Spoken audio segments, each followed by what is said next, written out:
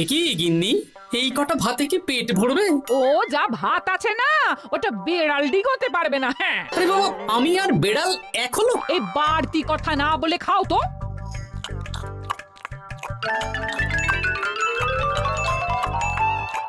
গিন্নি, পেটটা ভরেনি বুঝলে, তুমি আর এক হাঁড়ি ভাত বসাও।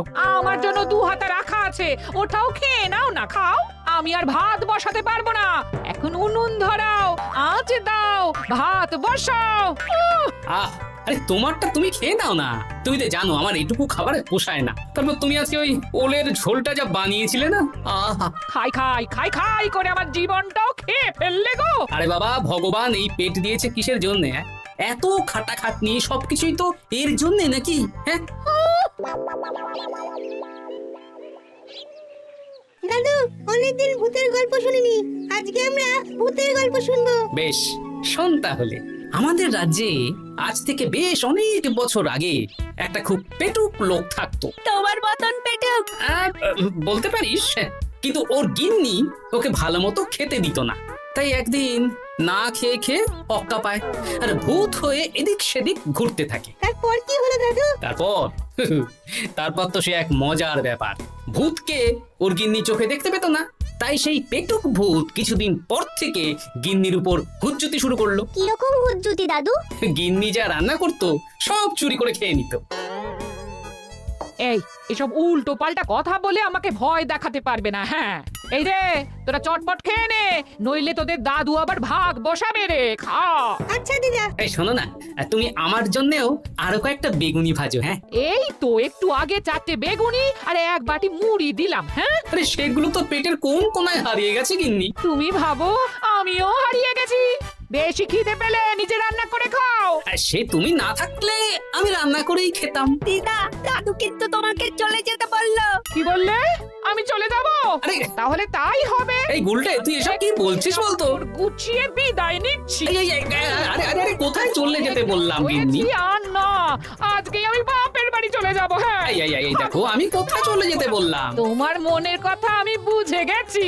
এই দেখো, থাকবো না এই পোড়ার মুখ সংসারে। যা। লক্ষ্মী সোনা রাগ করেছে।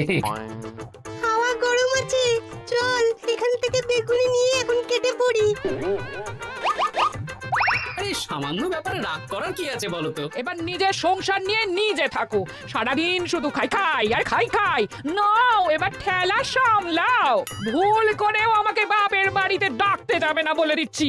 যদি যাও তাহলে আমার থেকে খারাপ কেউ হবে না, এই বলে দিলাম।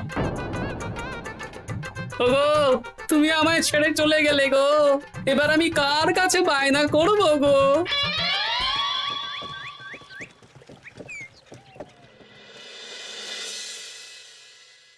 কি রে, তুই একা একা? জামাই কোথায়? তোমাদের জামাইকে ছেড়ে চলে এসেছি। এ মা, তুমি কি থাকতে দেবে না আমি চলে যাব? এসব আবার কি কথা বলছিস তুই? হ্যাঁ, এ তো তোরও বাড়ি। আমাদের ভাত ডাল জুটলে তোরও জুটবে। কি হয়েছে রে দিদি? দিন রাত খেটে খেটে কয়লার মতো পুড়ে যাচ্ছি, আর ওনার বায়না শেষ নেই। সারাদিন শুধু খাই খাই আর খাই খাই। এবার বুঝবে জামাই বাবু। হ্যাঁ, নিজে হাত পুড়িয়ে রান্না করার ঠেলা।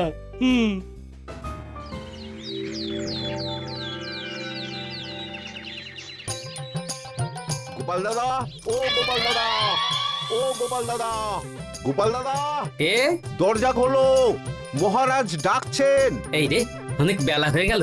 আরে দরজাটা খোলো। যাচ্ছি যাচ্ছি। আরে আজকে তো গ্রামে সেচ প্রকল্প নিয়ে আলোচনা আছে, মহারাজ তাই তোমাকে ডাকছেন। মুখ হাত ধুয়ে যাচ্ছি।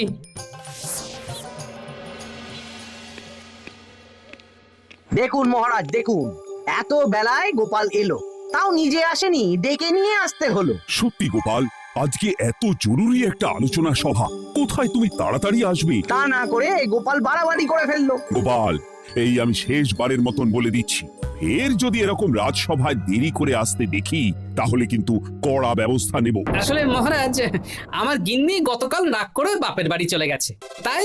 বেশ হয়েছে। আচ্ছা, যে জন্য আজকের আলোচনা সভা ডাকা হয়েছে সেটা হলো আমাদের রাজ্যের দক্ষিণে একটা সেচের জন্য পুকুর খনন করা হচ্ছে। এ তো খুব ভালো কথা মহারাজ। দক্ষিণের চাষি ভাইরা অনেক দিন ধরে জলের সমস্যায় ভুগছিল। এবার একটা সুরাহা হবে। কিন্তু এটার জন্য তোমাদের বেতন কয়েক মাস কম পাবে তোমরা। এ কি কেন মহারাজ?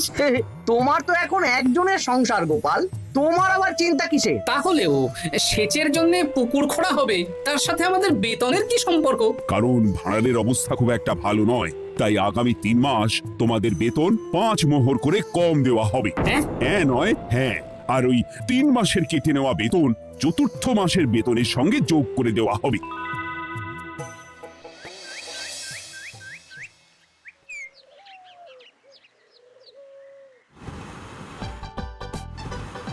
কি দাদু, এ তোমার চোখ মুখের কি অবস্থা?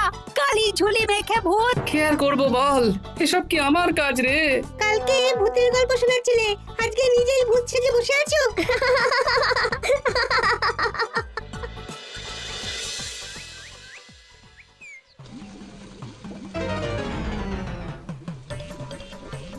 এই রে, ভাতগুলো পড়ে গেছে।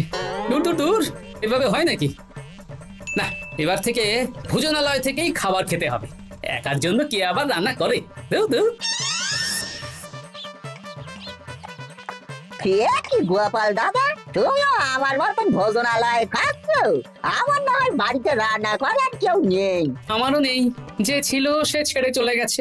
ভাই, আর একটু ভাত দেবে? গোপাল দাদা, ভাত আর হবে না গো, আরো কয়েকজন দৈনিক খদ্দের আসবে, তাদের জন্য রেখে দিয়েছি। তাহলে কি আর করা যাবে? একটু একটু ওই তরকারি একটা শাল পাতায় মুড়ে দে, বাড়িতে গিয়ে মুড়ি দিয়ে খাবো। আচ্ছা, তা দিচ্ছি। তুমি খাওয়া হয়ে গেলে হাত মুখ ধুয়ে নাও। আচ্ছা গোপাল দাদা, গিন্নিমা চলিয়ে গেল কেন? সে তোর গিন্নিমাকে গিয়ে জিজ্ঞেস কর। সেটা জিজ্ঞেস করতেই হবে, তোমার মতো একটা ভালো মানুষকে ছেড়ে চলিয়ে গেছে।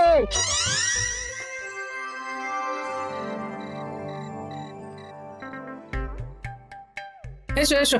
এই নাও ধরো, পুঁটির মা তোমার জন্য কটা রুটি আর তরকারি পাঠালো। শুনলাম তুমি বাইরে ভোজনালয় খাচ্ছ। কি আর করবো বলো, একদিনই ঘর দুয়ারের একই অবস্থা করেছো গো গোপাল দাদা। ওই একার সংসার, এখন আমার কাজের মধ্যে দুই, খাই আর শুই। তা গিন্নিমাকে খবর দাও। না না না, খবর দিলে আবার অশান্তি শুরু করবে, বরং তুমি গিয়ে বলো। বেশ, তাহলে কালকে আমি তোমার শ্বশুর বাড়ির দিকে সার কিনতে যাব, না হয় গিন্নিমাকে আমিই খবর দিয়ে দেবো।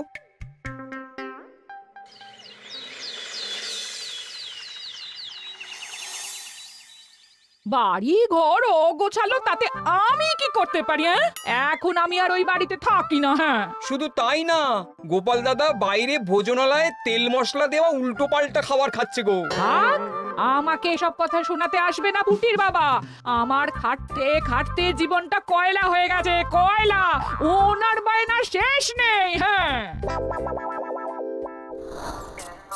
বুঝলে গোপাল দাদা, আমি গিন্নিমাকে অনেক করে বোঝালাম, কিন্তু কিছুতেই কোনো কথা শুনলো না। বেশ, শুনতে হবে না। এরকম বললে হয় নাকি? চারিদিকে ঘর দুয়ার অগোছালো, খাবারের থালা বাসন এদিক ওদিক ছড়িয়ে ছিটিয়ে আছে।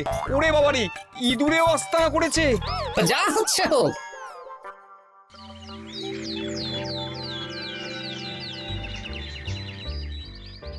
ভোলা, আটটা কচুরি দাও তো, ঝটপট খেয়ে রাজসভায় চলে যাব।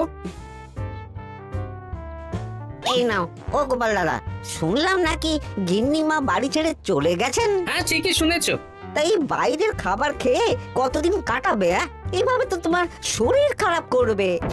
ওই শরীরের নাম মহাশয়, যা সবে তাই সয়। রান্না বান্না করছো বাড়িতে? না, রান্না করার লোক নেই, আর আমার দ্বারা ওসব কালিঝুলি মাখাও সম্ভব না। দেখো গোপাল দাদা, এই রোজ রোজ বাইরের খাবার খাওয়া ভালো নয়। ভাবছি আরেকটা বিয়ে করব। হ্যাঁ, বলো কি?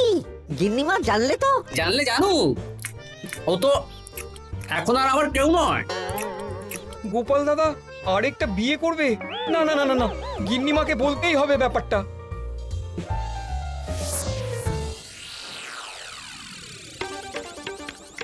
গিন্নিমা, তুমি আবার এসেছো পুটির বাবা। সর্বনাশ হয়ে গেছে।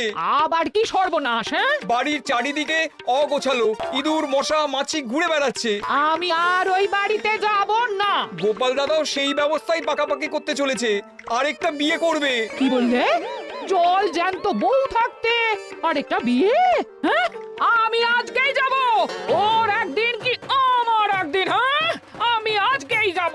এই দিদি এক মুহূর্তে এরকম বদলে গেলি কেন? আবার আবার তো জামাইবাবু তোকে কাটাবে। তা বলে তোর জামাই বাবুটাই অন্য কারোর হয়ে যাবে? হ্যাঁ, আমি বেঁচে থাকতে আমি হতে দেব না। তাহলে দিদি আমিও যাব। ওই জামাইবাবু অতিরিক্ত খায়, জামাইবাবুর খাওয়া বন্ধ করতে হবে, বুঝলি? ঠিক আছে, চল তাহলে চল। ঠিক আছে, চলুন তাহলে। হ্যাঁ হ্যাঁ, তাই চলো। বুঝলি দিদি, আমার মাথায় একটা মতলব এসেছে। হ্যাঁ। কি মতলব শুনি?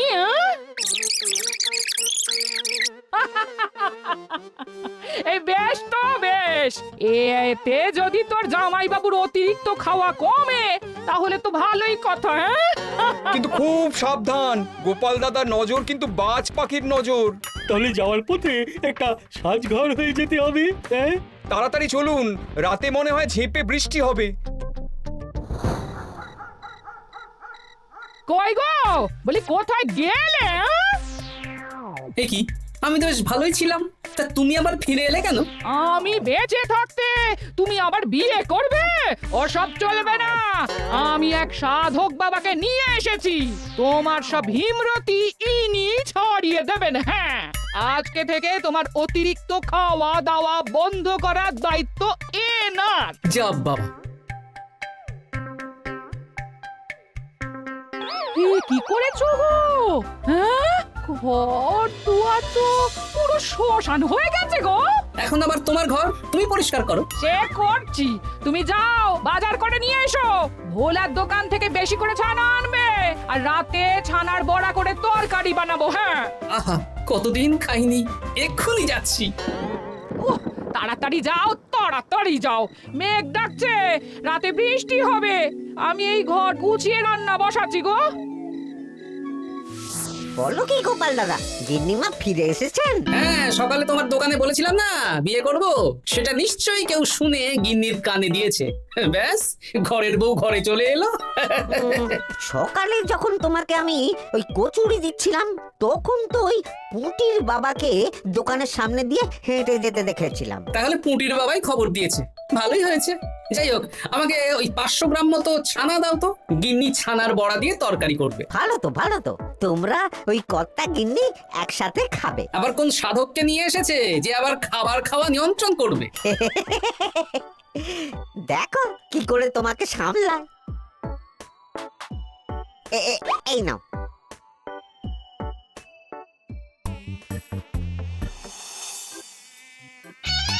দেখি গিন্নি, আমার জন্য দুটো বড়া আর ওনার জন্য এতগুলো। বেশি খেলে তোমার চেহারা ঠিক হবে না বৎস, তোমাকে রোগা হতে হবে, তাই কম খেতে হবে, বুঝলে?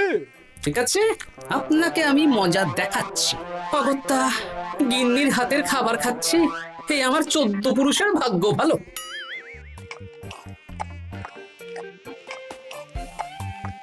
বাবা, আপনাকে আরেকটু তরকারি দিই বাবা? দে মা, দে। আমাকে দাও। একদম না, বলেছি না তোকে রোগা হতে হবে। হ্যাঁ, কি মশা রে তোদের বাড়িতে। আরে রে, নকল গুফ, মশা যাওয়ার আগে আপনাকে আমি তাড়াবো। এই কদিন চারদিকে সব ছড়িয়ে ছিটিয়ে নোংরা করেছে, মশা মাছি এত তাড়াতাড়ি যাবে না। হ্যাঁ, আমার খাওয়া হয়ে গেছে, আমি উঠলাম, আপনি ভালো করে খান কেমন?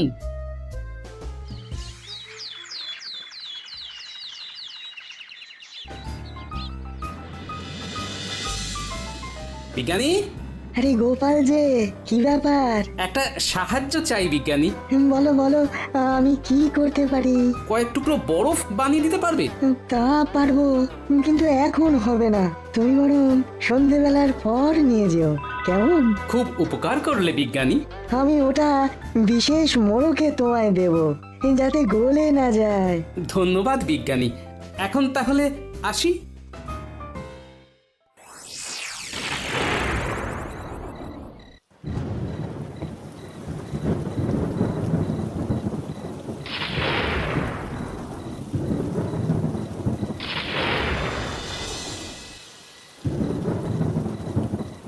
ভালো করেছিস বাবা, যা মশার উৎপাত, মশারি ছাড়া ঘুমোনো যাবে না। কথায় আছে সেবাই পরম ধর্ম, তাই একটু ধর্মকর্ম করছি আর কি।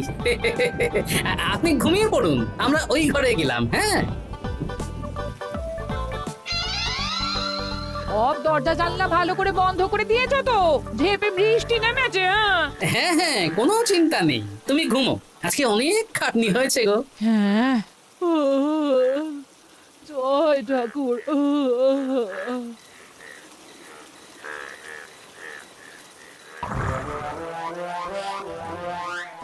এই তো গিন্নিও ঘুমিয়েছে, এবার আসল কাজ শুরু হবে।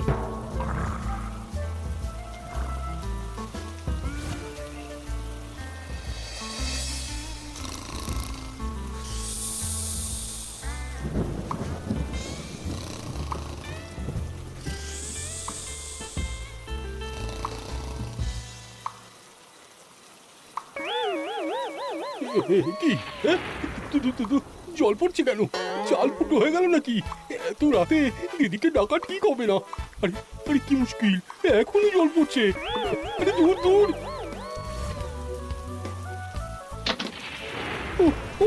বাপরে বাপ।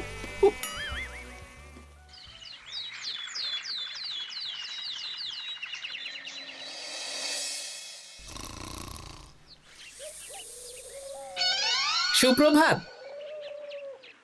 প্রভাত আর শু নেই। কেন? সারা রাত প্রথমে ভিজেছি, তারপরে মশার কামড় খেয়েছি। ভিজেছেন কেন? আচ্ছা, কি আচ্ছা। রাতে চাল ফুটো হয়ে জল পড়ছে। আচ্ছা, খুব ঠান্ডা লেগেছে। একটু একটু মধু আর তুলসী পাতা দে, একটু খাই। এই দিচ্ছি বাবা। এ হতেই পারে না, কদিন আগেই তো চাল সারিয়েছি। ঘরের মধ্যে তাহলে জল এলো কি করে? ঠিক যেভাবে আপনার নাকের নিচে নকল গোঁফ এসেছে শ্যালক বাবু, ঠিক সেইভাবেই। এই রে, হয়ে গেল। দাড়িটাও তো নকল। না মানে আমি বুঝিয়ে বলছি গোপাল, তুমি তো একটু বেশি করে খাও, তাই আমি ভেবেছিলাম ওই তোমার সাথে খাওয়াটা একটু কমে, তাহলে আমার দিদির খাটনিটা একটু কমবে। খাটনি কমাতে তো আপনি আসেননি, উল্টে আপনি নিজে ছলে বলে খাচ্ছিলেন। অতিথি হিসেবে এলে নিশ্চয়ই খাওয়াতাম, কিন্তু এটা আপনি ঠিক করেননি। ওগো, ও তো আমার ভালোর জন্যই করেছে। তুমি আমার বিবাহিত স্ত্রী, ও এখন তৃতীয় ব্যক্তি, তুমি ওর কথা কেন শুনবে? হ্যাঁ, প্রথমে বাচ্চাগুলো মস্করা করলো, সেই শুনে তুমি চলে গেলে। হ্যাঁ, ওরা তৃতীয় ব্যক্তি, ওদের কথায় কান দিলে। তারপর পুঁটির বাবার কথা শুনে বিশ্বাস করলে আমি সত্যিই বিয়ে করছি। হ্যাঁ, এই জন্যই তো চলে এলাম। হ্যাঁ, এখানে পুঁটির বাবাও তৃতীয় ব্যক্তি, আর তারপর শ্যালক বাবুর কথায় আমাকে কম খেতে দিচ্ছ, আর উনিও তৃতীয় ব্যক্তি। ইয়ে, না মানে? হ্যাঁ মানে না মানে কিছু না। যখনই সংসারে স্বামী স্ত্রীর মাঝে তৃতীয় ব্যক্তি প্রবেশ করবে, তখনই অশান্তি হবে। নিজেদের সমস্যা আমরা নিজেরাই ঠিক করে নেব। আচ্ছা গো, আচ্ছা ঠিক আছে, আর কোনো বাইরের লোকের কথা শুনবো না। এবার বলো তো, ছাদ থেকে জল পড়ার ব্যাপারটা কি? ওটা তো কাল রাতে মশারির উপরে বরফ রেখেছিলাম, আর সারা রাত ধরে বরফের জল শ্যালক বাবুর গায়ে পড়েছে। ছাদ ঠিকই আছে গিন্নি। হ্যাঁ নয় হ্যাঁ, কাল যখন খাবার খাওয়ার সময় দেখলাম আপনার গোঁফ খুলে যাচ্ছিল, আপনি ঠিক করলেন, তখনই একটা সন্দেহ হয়। ওরে ওরে গোপাল, আমি আর তোমাদের কর্তা গিন্নির মাঝে থাকবো না। আমি পালাই, আমি পালাই।